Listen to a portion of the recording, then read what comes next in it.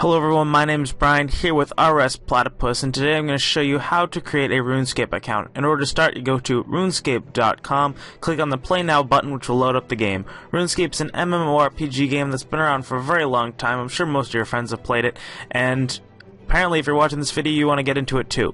So once the game is loaded up, it's going to take you to this login screen, and you're going to want to create account button down at the bottom.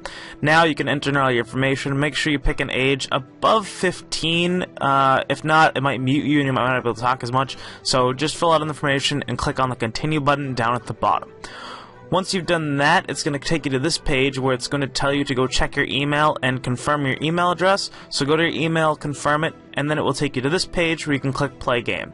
It's going to load up the game, and you'll be taken to this slide where you'll be able to pick your character. Now, the main objective of this account that I'm creating right now is to complete all of the quests, so I'm going to pick more of the thief, but just honestly, he looks like a quester to me. So you can pick whatever option you want to go through. Pick your skin color at the top. So you can go any pretty much different skin tone. Back in the past, you used to be able to like green, make your account look sick. But just pick whatever you want, female, male. And once you're done that, it'll take you to this page where you can pick your hairstyle. For this, I'm going to pick a mohawk style. So I think the mohawk is just kind of a cool style. That's not what I have on my main account, but for this account, I think it's kind of something cool. You can also pick your hair color on the side and go any color you want. They have a very wide variety. And once you've done that, it will finally take you to this page where you can choose your character name. I'm going to go with RS Platypus. Feel free to add me in the game.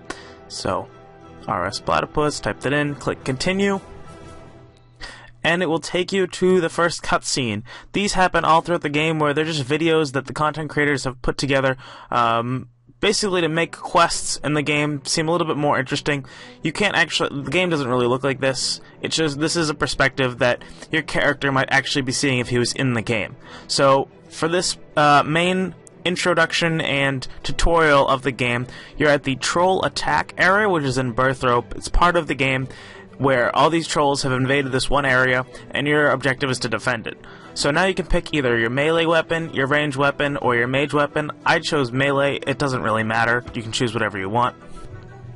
With a recent update in the game called the Evolution of Combat, we now have an ability bar which you'll see above the text box. This has the little sword that keeps spinning around and the yellow bar that raises. Basically, the yellow bar indicates how much you have to attack. So it's your abilities, your stamina, you build it up as you go along. So the more of that, the more abilities you unlock. Abilities are a new thing to the game.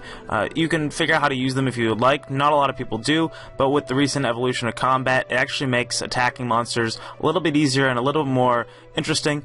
See, as the yellow bar loads, you unlock new abilities, or instead of unlocking, you more or less enable them. So originally I just started with the basic attack style on 1, and then after that it moved to 2. You can set these abilities using your keyboard. They could be any keys. Some people like to use the QWERTY keys. Makes it easy to hit them in a row. So you just can set it as you want, learn it as you please, and then once that's done, it basically makes the game a little bit more interesting. So we're going through cutscenes now where basically there's a giant troll, and you decided you're going to attack it yourself, which is interesting because usually a monster like this would have a very high attack level and would crush your level right now. So in the game, you're basically going to start off fighting chickens, where right now you're fighting a giant troll monster.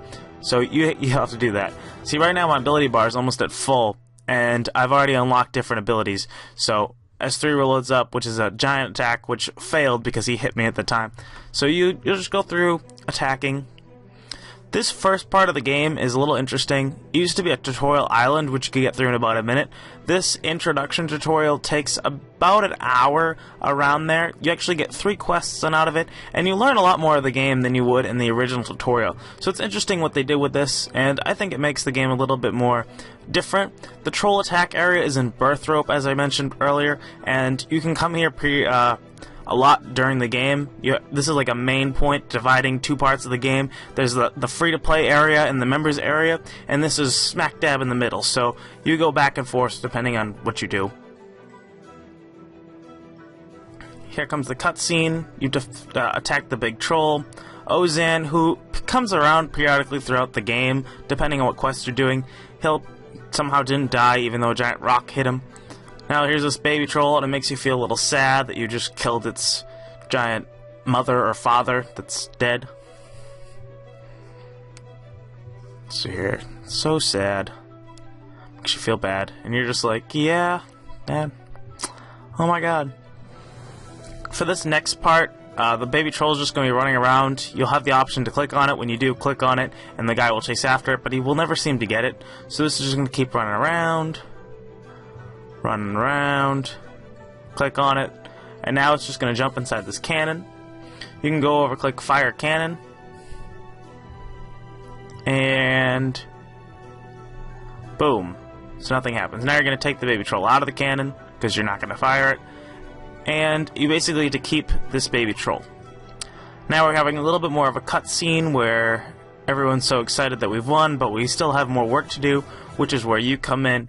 You're going to be the new part. See, as Ozan just said, he's going to Draenor, which means he will be in other quests throughout the game.